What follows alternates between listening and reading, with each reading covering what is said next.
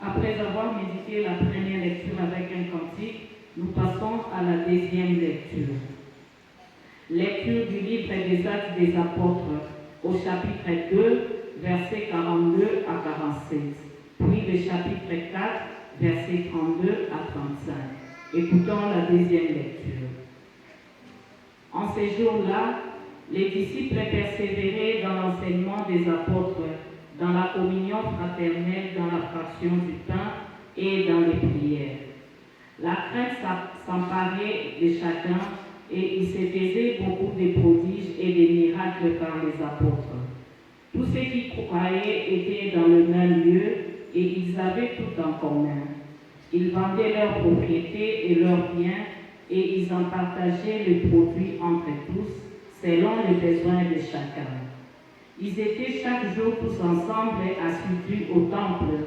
Ils rompaient les pains dans les maisons et prenaient leur nourriture avec joie et simplicité de cœur, louant Dieu et trouvant grâce auprès de tous les peuples.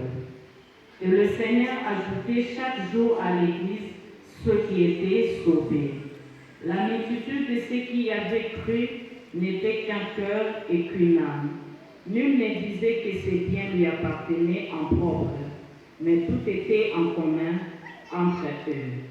Les apôtres rendaient avec beaucoup de force témoignage de la résurrection du Seigneur Jésus.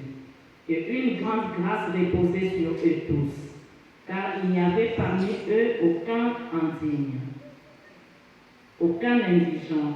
Tous ceux qui possédaient des champs ou des maisons les vendaient, apportaient les prix de ceux qu'ils avaient vendus et les déposaient aux pieds des apôtres, et l'on faisait des distributions à chacun selon qu'il en avait besoin. Parole du Seigneur.